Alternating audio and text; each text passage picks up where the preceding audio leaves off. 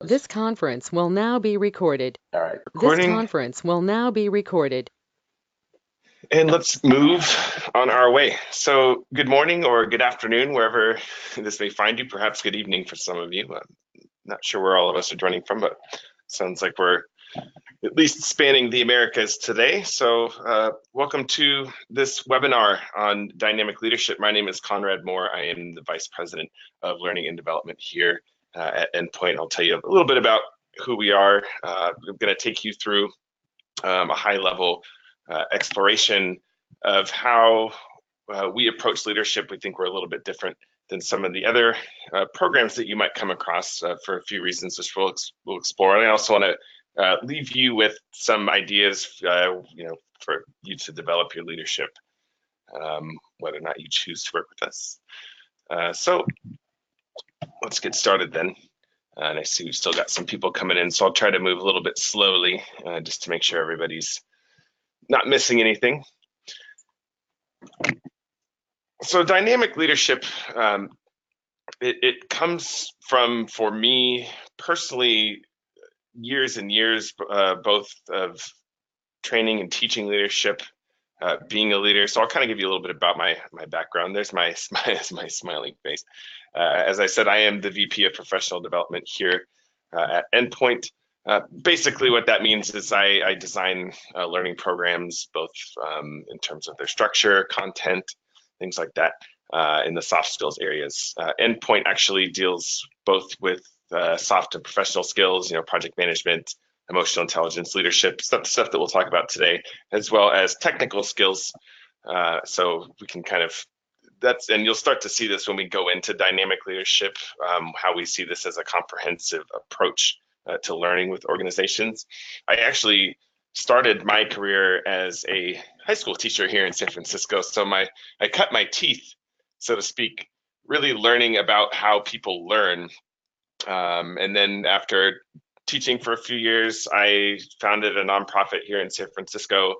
I ran that for 3 years. I'm still president of the board there. So that was kind of my first exposure to being a leader. I didn't really have any previous training, had no real idea what I was doing. I was just a young man with a dream.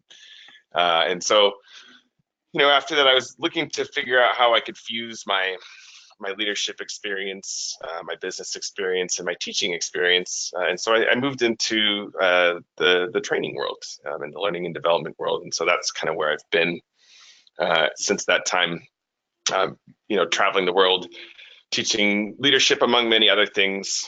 And so I worked at another company prior to here, and I started to feel that there was something missing in the way that leadership was approached and dealt with and thought about, especially from a development standpoint. There's a lot of programs and classes out there pertaining to leadership, and there's a lot of great, proprietary content out there. I wouldn't necessarily want to take away from anything that you've all experienced and some of the other leadership development programs that you may have experienced. It was more about the way that leadership was approached. So I want to just kind of start off hearing from all of you, thinking about some management and leadership scenarios that you might find yourself in, and what sort of skills that you see yourself utilizing in those situations. So I've got the chat open here.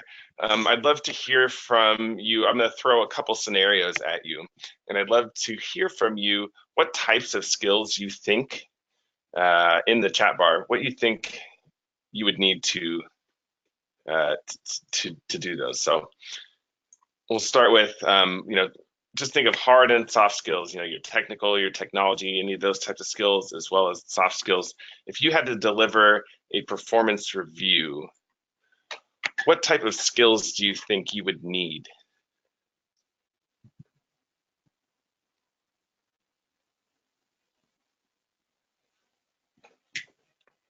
Okay, so communication, great. It's a great example.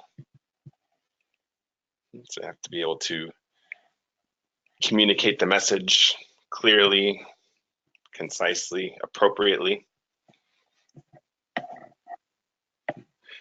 I've got a crucial conversations adherent. Always a fan of crucial conversations.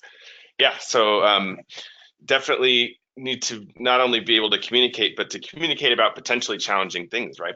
Providing feedback, knowledge of the framework, the performance assessment, and that Carlos tells me that you have a framework, which is good. I've certainly worked with organizations where there are less formal or less structured approaches. I always like having some kind of structure to bounce off of, so I think that's great.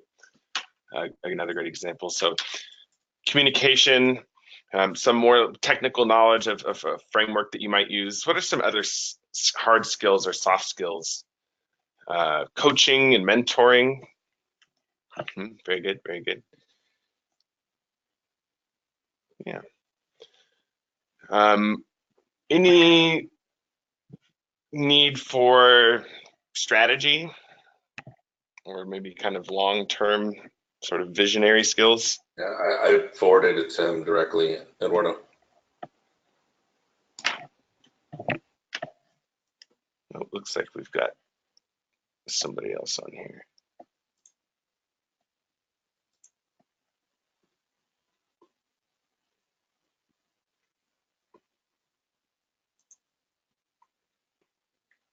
Okay. Yeah, delivering tough messages, strategic plans, right? Yeah, so you need a variety of skills in that setting, right? How about, and if you are going to repeat any, you can just say ditto. If you were giving a speech, maybe a company-wide speech or even a team presentation about a change in direction, what sort of skills do you think you would need there?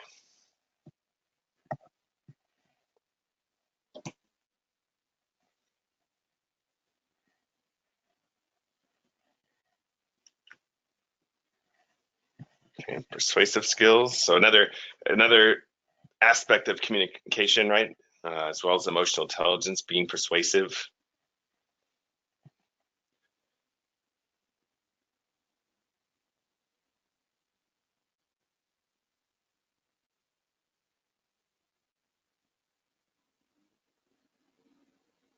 Understanding your audience knowledge level. So both some kind of relationship knowledge to draw on potentially, or analytical skills. If you don't know everybody in the audience, you might want to be able to infer what about those people, what they know. Business acumen, right? Some sort of financial knowledge. Okay, so a wide variety of skills, and I chose these two examples because they're two very distinct activities that a leader will probably experience once, twice, a million times in his or her, career. But I wanted to point out that there are some overlap in some of the skills that you're going to be putting into play. And when I started thinking about what was missing in a lot of the leadership programs, even that I had participated in the past or helped develop, was that there wasn't a recognition of how, each of these sort of use cases, a performance review or, a public speaking opportunity really utilized a lot of the same skills. There's a lot of, specific development of public speaking or, performance management. And that's usually where we try to develop people, is one particular area. And that didn't really feel like what it felt like to be a leader to me in my own experience and with a lot of the other people I started to talk to. And so I started to search for something a little more comprehensive and found it lacking. And so I kind of started with this core idea that leadership is really multidimensional, and we should view it that way, and we should develop it that way. And so, when I started working with Endpoint, that was something that we talked about very early, is how can we really look at leadership holistically and see it as this multidimensional, almost a way of being, and then try to work backwards from there and try to imagine how we would teach that or develop that in other people. So today, with that in mind, my main goal for you is to walk away with an understanding of what the dynamic leadership framework is. This is our at Endpoint, the way that we view leadership and how to develop it. And I also want to give you the opportunity to begin that journey of developing your leadership dynamism. I want to give you a couple suggestions. Obviously, I want to tell you how we approach learning and leading, developing leaders in this way, and really set you on the path. So hopefully, the next leadership program that you go through will hopefully be ours, of course. But in any case, it gives you a framework through which you can assess the effectiveness of those programs. So we're going to start with the concept, and I have to tell you a little bit more of the background of how the visual of all this came together, because I was kicking around these ideas of, all right, so leadership is all of these things, and there's a lot of interplay and overlap between the skills that we utilize. And I was kind of randomly reading an article about this Japanese philosophy called ikigai. Has anyone ever heard of ikigai?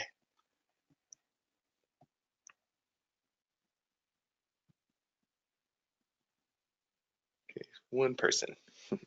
If you haven't, I strongly urge you, if you want to live a long, healthy, satisfied life, go ahead and look up the Japanese philosophy, ikigai.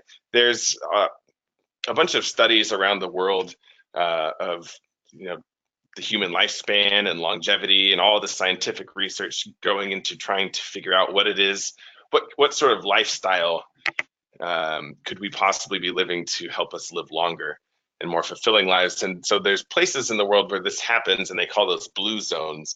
And one of the places where this happens is the Japanese island of Okinawa. And they have a whole life philosophy called ikigai, which is about balance and purpose. And I was coincidentally looking through that as I was also trying to formulate a way to better understand and develop leadership. And so that's kind of where this whole dynamic leadership framework comes from. So this is a beautiful, if busy diagram. So I'm going to take you through it. We'll start with some of the outside circles, the four main circles, and then we'll kind of move inward and explain what all the arrows mean.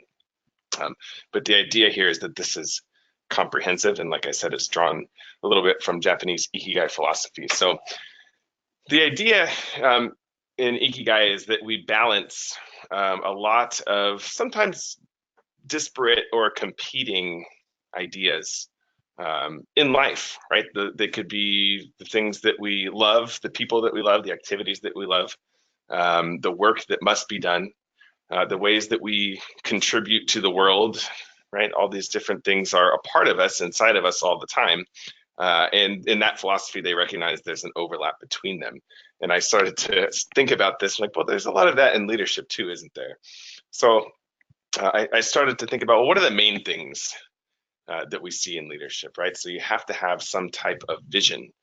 Where are we going? What is this bright, beautiful future that I think we should be in? Do you agree with me? Do you want to walk there with me down that path towards this world that we're trying to create, this organization that we're trying to build, and the value that we're trying to bring to the world that we live in? So you have to have vision.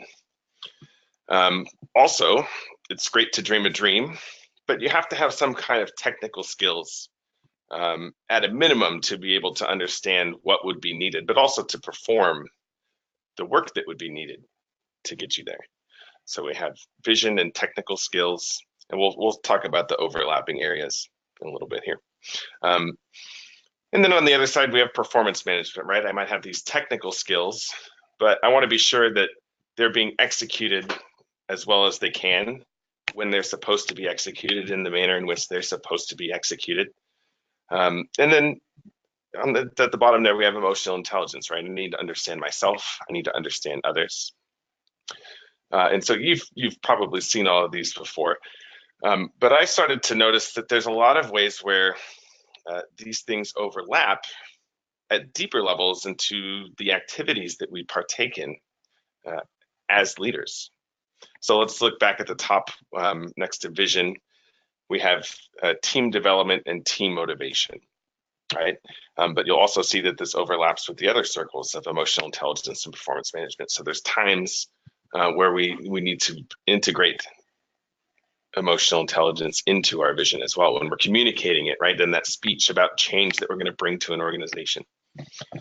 So if I have vision, I need to use that vision to help develop my team. I need to think about their technical skills that they need to execute. And I have to think about that when it comes into managing their performance, right? I have to figure out how my vision is actually motivating to them. Is it just my vision, or is it our vision? Is it a collective vision that we're building together? And so, again, there's this collaborative interplay between all of these elements. Performance management, and then overlapping with vision and emotional intelligence, we have performance feedback. A couple of you said, I think, some crucial conversations, right?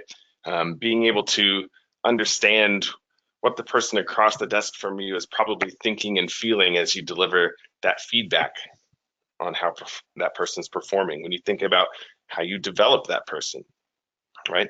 So emotional intelligence, technical skills, individual development, all these things are at play. And so a dynamic leader in an ideal setting would be able to recognize in each leadership moment which one of these sort of disciplines we need to bring into play to be effective, and which ones do we want to emphasize. There's some times where performance management isn't what's needed at the moment, it's empathy, right? But there's all of these things are always working.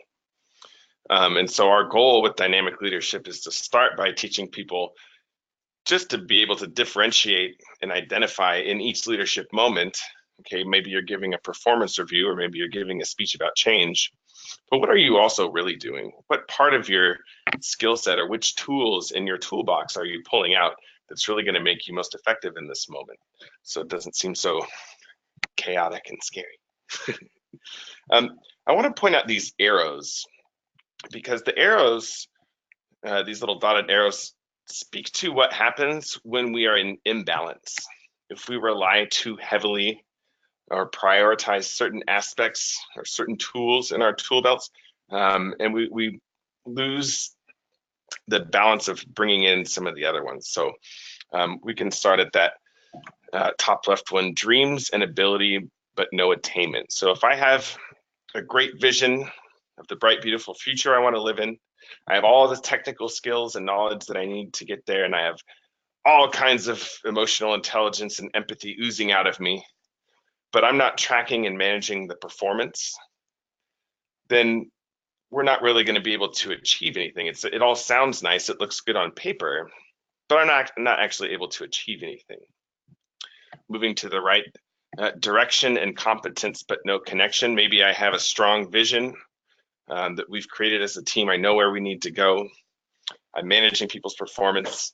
I've made sure that I and my team have all the technical skills, but I'm not able to connect with the people and create that team environment, right? So we're out of balance there.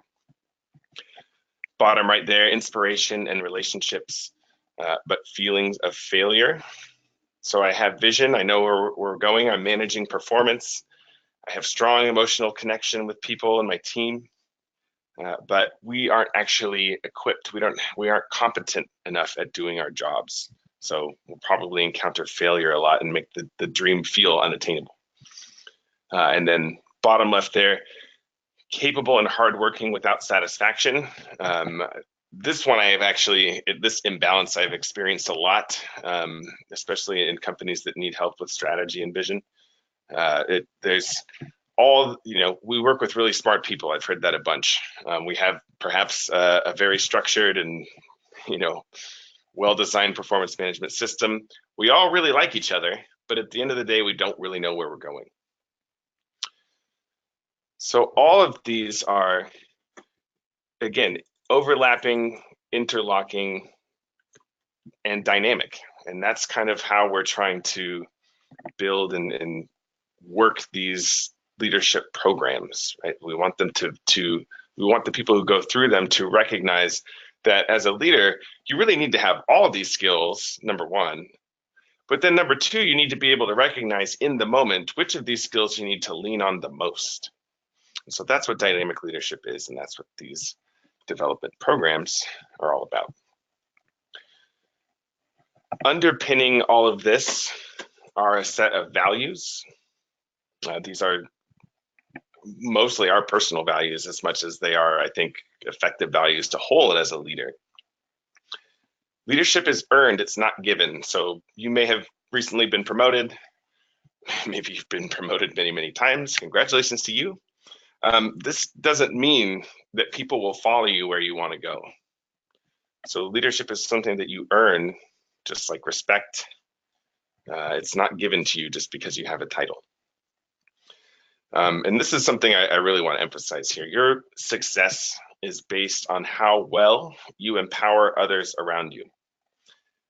Very, very often, and probably some of you have experienced this in your careers, their ego gets a little bit inflated when they get promoted to the leadership level, or even when they move into management. And that can actually stifle the growth of the team.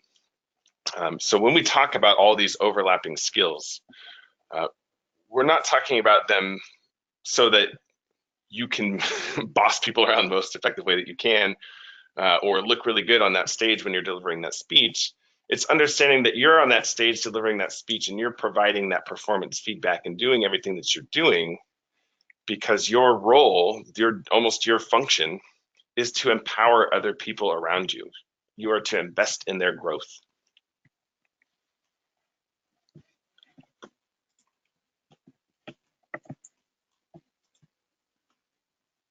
Empowering and growing others is what makes you a great leader. When I think about, on a personal level, all of the leaders in my career who I have felt were the most effective, it was because they made me feel a part of it. They made me feel great also. They helped me become great.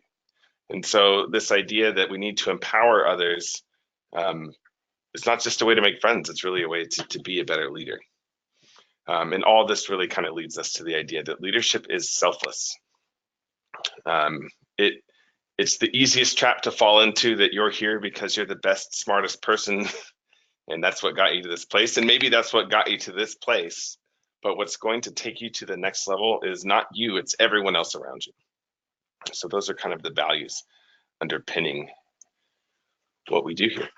I'm going to just kind of give you a quick zoom in. In an actual program, we would flesh this out with you more completely, but I wanted to just give you an example. So let's look at team development, and then we'll talk about that imbalance.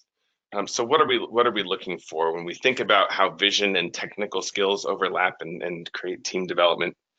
It starts with having a strategic vision, right? It's more common than I would have ever expected.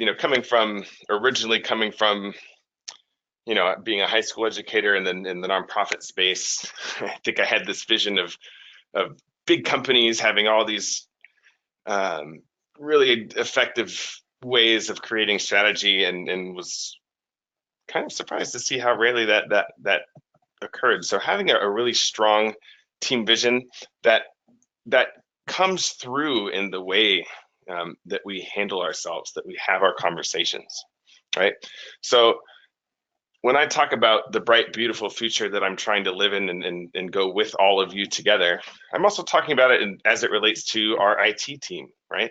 And those technical capabilities that we have.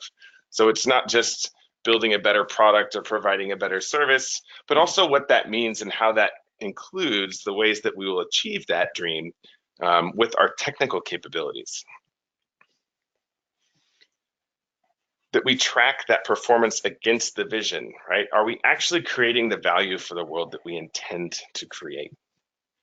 And that's not just measured in, the bottom line, right? That's really looking back out into the world and asking ourselves, is this the value, the vision that we intended to bring to the world? Because in my personal experience, if you got into business to make money, you're missing the most important points, right? It's really the value that you bring that nobody else can bring but you to the world, to your customers, whoever that may be. And then being able to make real-time adjustments based on that team performance, right? So I can look at the technical skills and say, these aren't up to snuff. Or maybe even have the knowledge of the technology to say this system is not up to stuff. But we need to look at our performance against the vision and ask those hard questions. Why isn't this happening the way that we think it should? And then most importantly, developing mentor relationships within the team. So I can look at different people on my team and say, okay, great. So you've got really strong technical skills on this particular platform. This person, not so great. Maybe you can work with that person a little bit, kind of share how you gain that knowledge, how you develop those skills.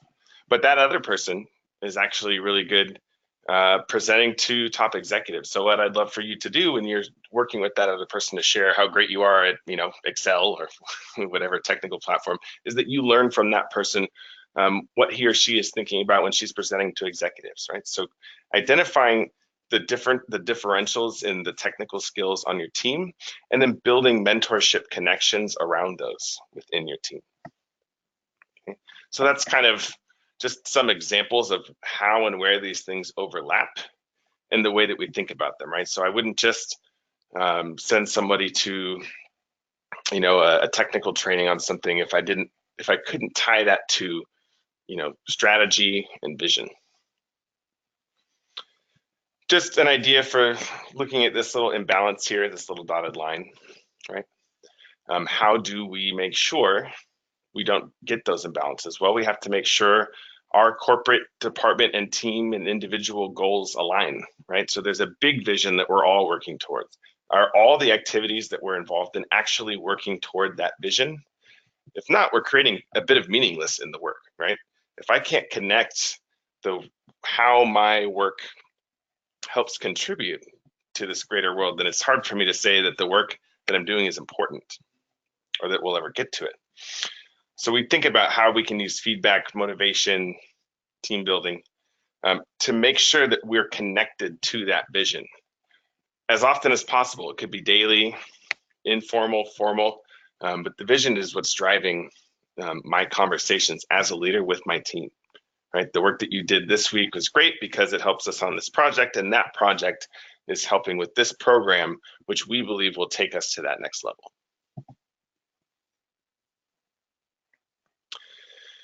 Okay, well, that all sounds good. So I want you to think about now, I'm kind of going to re-ask the original question that I asked you, and go ahead and let me know in the chat bar. If you had to plan the next 6 months of work, which of these aspects of dynamic leadership do you think you would need to consider? You can go ahead and let me know. All of them. Some one of you saw right through me. Anybody thinking, yeah, there's probably one I wouldn't need?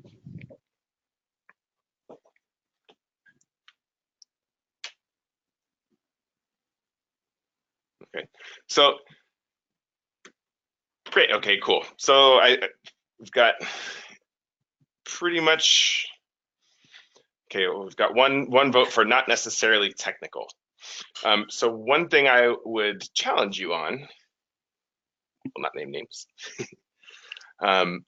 is if you are going to have to be utilizing systems in the next 6 months of your work, are those systems up to snuff for the work that you will need to do?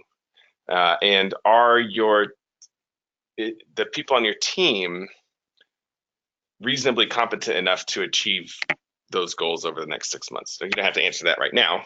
It's a much deeper question that probably involves a lot of meetings. But I would argue that you'll probably be using all of these to some degree.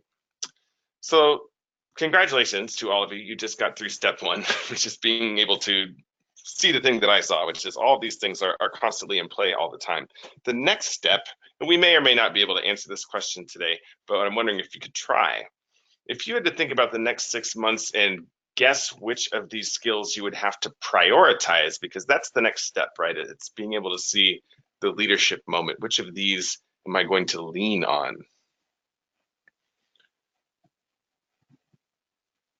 All right, so for Carlos, it's vision for sure. And that's a big one. I often, if I had to supersize one of these circles, I feel like vision is the one for me that kind of ties it all together. But all right, team motivation. And all of you are obviously coming from different businesses, some of you in different places in the world. So far be it for me to correct you. Emotional intelligence. Okay.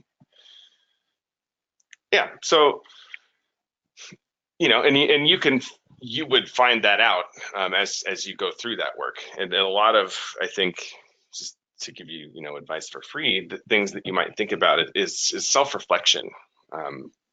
You could even do that now once you leave here today, is to think about, in the past week, where have you utilized some of these different concepts? Which ones were you prioritizing, and what was going on in your organization that caused that to happen? It's this level of awareness that we're trying to develop so that you become faster and faster and faster, so that eventually in the moment you say, aha, I am in this moment and I need to use these 4 skills in this way, and I'm going to prioritize this, and this is how I do that. So a lot of the development comes from both learning how to recognize and prioritize, and then also making it authentic to you. So I'm going to teach you how we do this here at Endpoint. We're getting close to the end here, so and then we'll open up for Q&A. I'll actually kind of share with you a sample program that we have, and then we'll do some Q&A. So we start by doing a 360 assessment. This is just a quick kind of visual report out that you would get. So we would assess starting with actually all 8 of those competencies. So you would also have team motivation, performance feedback, all that stuff. And tell you which areas you already seem to be pretty strong in, because that gives us a few insights. Number one, it tells us where we don't really need to develop you. Maybe you've already got your technical skills are amazing.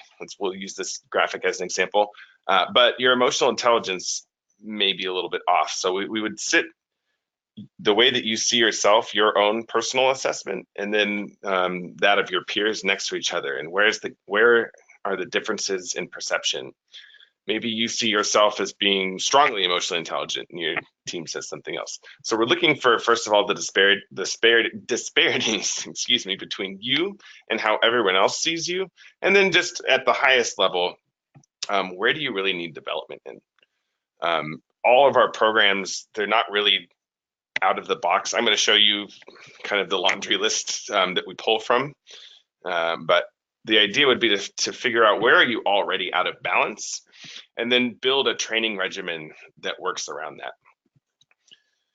that. So we target those key areas, right? We train in the core concepts.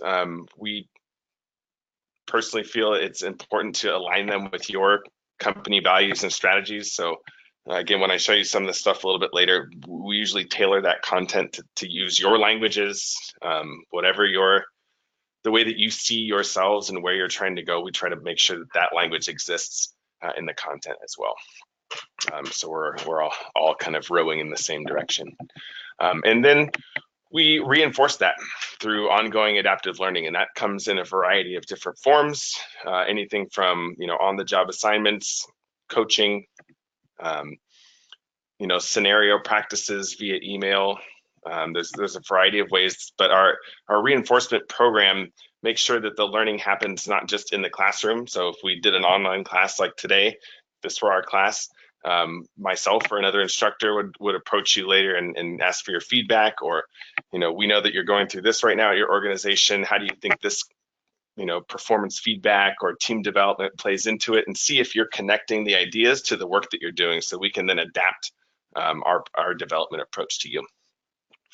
And then in an ideal world, of course, all this stuff would come into balance, and you would be kind of ready at any moment. And then if you so chose, and we think there's a lot of value in this, would have ongoing coaching and mentoring, right? Because you might be brought into balance for this moment in your organization, go through a huge change, and everything falls out of whack again. So our coaches and trainers are kind of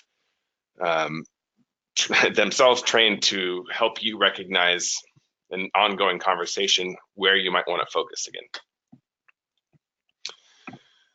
So at a sort of foundational level, our dynamic leadership program has 4 levels, but again, this is all something we can tailor and customize to you. And we do it in pretty much any way you can think about. Instructor-led training, we can come to you, we can do it live online. I always like instructor-led training. I think that's the most effective way. But again, we want to make sure that training and that knowledge moves on outside of the classroom. So we also have e-learning, coaching and mentoring, and like I said, that adaptive reinforcement, those on-the-job assignments, those weekly challenge emails, things like that really continue to make your brain deal with the ideas so that you don't lose them just because you had a class last week and you never had to think about it again. So I'll kind of take you through the 4 levels, again, high level. And of course, this is just if I were to take a brand new cohort who just got promoted to managers and take them all the way up to C-suite level. But we would obviously customize this. Before we start reading this too much, each of those dots you may note corresponds to, vision, performance management, emotional intelligence, technical skills. So just to kind of share with you how those concepts are approached in each of these courses. But before I go any further, each of these courses is tightly modularized. So within that, we can also, once we assess, your leadership group, figure out, okay, we probably want this tiny module from that one, and we'll kind of pull from there. So manager, leader, or both. Again, if you're a new manager, kind of making that distinction between what is a management activity, what is a leadership activity. Something as cheap and technical as run meetings the right way. I suspect there's more than one of you in here who's been to far too many meetings that could have been emails, and so that's something I cured myself a long time ago, and I'm happy to share some of that stuff with you. Culture, performance, culture, motivation, and performance, figuring out how to invest in your team and build that team culture. And then when we get to the higher levels, we start talking about company culture. But performance management 101, right now we're working with an organization to build their performance management program, and they thought that's all they needed, so that's fine. Technical skills and leadership, so bridging the gap, right? Thinking about your technical strategy. So how am I going to A, have a vision about the future, but B, consider all the technical requirements, right? And that includes the systems, technology, as well as technical skills like project management, right? What are some of the places that we're going to need to beef up around here? Emotional intelligence 101, very simple. We've all kind of probably heard of emotional intelligence by now. There's still some stragglers or some people who know about it but don't know how to practice it or develop it. So that's very fundamental stuff. And then developing others, having career conversations, creating development plans. Okay, so that would be the fundamental level. And again, we can pull stuff out of here or even just tiny modules from one of these classes and put them in something for you. The next level would be practitioner. So more on vision and team and how to get the team to participate and co-create that vision with you. Are we being strategic, learning to separate strategic and tactical activities, learning how to assess yourself and your organization in terms of how strategic you are and how you behave, and tips for how to bring more strategic thinking into your meetings and conversations with people. We have the sequel to Culture, Motivation, and Performance 201. So advanced performance and culture development. This is when you're starting to get a little bit higher up and your culture is not just maybe your team, but maybe a department, something in that nature. Advanced emotional intelligence. We actually look at 11 different elements of emotional intelligence. We have confronting conflict. So this is interpersonal. But then at the next stage, we have conflict mediation. So it's one thing to get yourself or to diffuse a conflict yourself. It's another thing to do it between other people.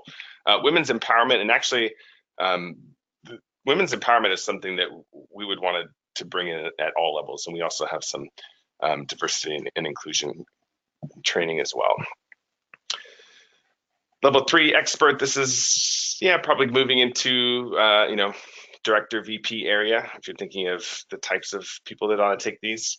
Planning your influence campaign. So it's one thing to be able to rely on the authority of your position, but the higher up in an organization, everybody starts to have similar amounts of power. I think I saw somebody was, we're all big dogs now, right? So it's using that soft power of influence, and we would teach you how to build a long-term plan for how you're going to build your influence. Strategic planning and execution, managing other managers, identifying skill gaps. Again, all of these have within them content that we can modularize and recombine based on the imbalances or areas of need that we would see in a 360. Principles of leadership communications. This is a lot about question structure and communication structure. So it's not just what you say, but how you say it. And can you put thought into the way that you construct your communication in ways that challenge people, that inspire people. And this is, starting to get into C-suite, but I would never tell anybody not to take a course if they weren't C-suite. Yeah, maybe you'll get there someday. Thinking about your leadership legacy, right? So already trying to think about what do you want to leave behind as you leave your career, and thinking about that now. Leading across boundaries, vertical and horizontal boundaries exist in an organization. So we talk about that and how to move people through them. Motivation at scale. It's great to motivate a team. What about a department? What about an organization? These are hard questions to tackle, but important ones, I think. Continued innovation, how to create innovation teams, innovation conversations and structures, and then succession planning, how to get out. So again, all of these can be kind of picked apart and recombined. All of our content's modularized. And really, we would kind of help you figure out what you've got going and what we can kind of bring in to help with that. Briefly, just to kind of give you a visual of how this works. Again, we start out with a 360 assessment so we can figure out how you see yourself, how others see you. Is there a difference in where are you most developed? Are you strong technical? Maybe need a little help with emotional intelligence, whatever that may be. And then we all of our kind of learning processes start with preparation, right? So it's going to start kind of like we did today at the beginning of this webinar with a question to get your head in the game, to get you to reflect on what you already know, to create a foundation for learning to build from. So we're trying to connect you with what you already know, and then we would go through some type of course or series of courses. And then comes practice. All the stuff that we do comes with on-the-job practice and support from our learning team. So you might, for example, be assigned to go actually work with your team and build their career development plans, right? And give that to us, and we'll provide you feedback. You can always reach out for help. My employee said this. My employee has no career goals. How do you get through those conversations? We want this to be an ongoing. We want to be a partner with you in your development. So this is not something where we show up and leave. And then reinforcement. So again, like I said, weekly challenges, and you can kind of decide the cadence. If you don't want to hear from Endpoint every week, you don't have to. But some kind of ongoing way for your brain to continue to engage with these ideas. And then lastly, a lot of our programs have certifications. Certainly that 4-tiered model that I just showed you, there would be a certification for each level. We also have smaller certifications if you just want to take maybe one of the units. You can kind of choose your own adventure through the world of leadership, and really any of our other programs. We apply this model across all of our training. So that is that in terms of how the system works. And I think that's it. I'm going to put up my this email here. You can always ask us any questions. Actually, if you want to write down mine, it's Seymour. But yeah, I want to open up and just hear from people. I got some questions coming in already.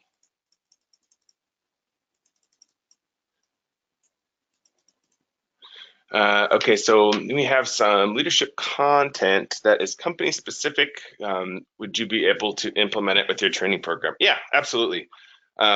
So yeah, we're working with an organization right now that already has some.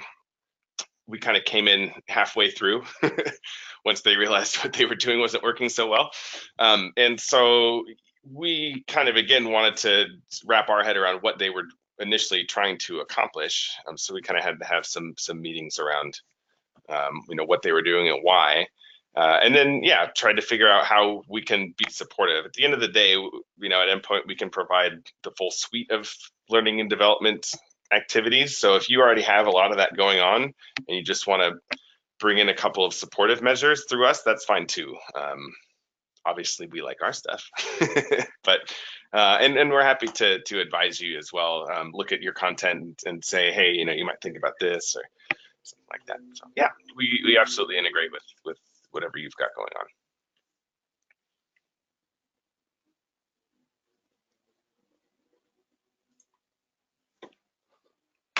Okay.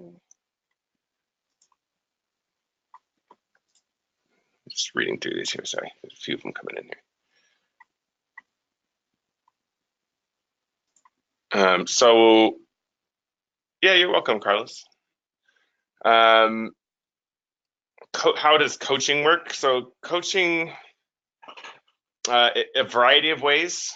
We've got a bunch of coaches, so it could be over the phone, it could be via email. It kind of depends on your budget, frankly, and your needs, and we can help you try to. It's also about your learning population, right? Like some people don't want somebody to call every day or once a week or once a month. So that's something we can figure out for sure.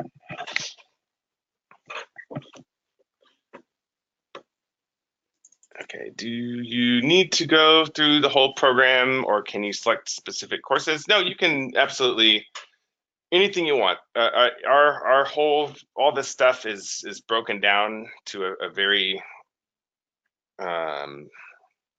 granular level. So even if if you said, hey, we have our own assessments, we want to do our own thing, we just want that class. We can provide that as well. That's not our preference, but yeah, absolutely. We all of our stuff can be broken down and customized and chopped up. If you don't want to do the whole thing, you absolutely do not need to.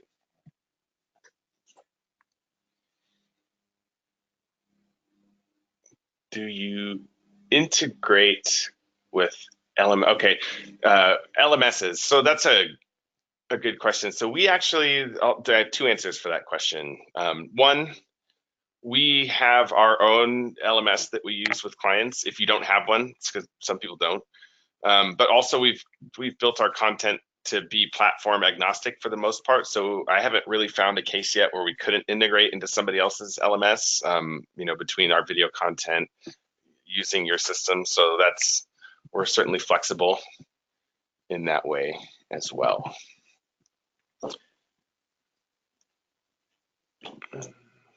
How long? Yeah, what's the duration of a typical program? So let's imagine if you were to go through one of those levels, level 1, level 2, 3, and 4, etc. We would recommend somewhere between 3 and 6 months. Conceivably, you could you could try to do it, all in a week or for 2, 3 weeks. But learning we're talking about behavior change and habit forming. So this isn't something we feel should be done quickly. And I think that if I had to point to one of the main problems with just training in general and leadership programs is, you send people to a class for a day or a half day, and then it stops.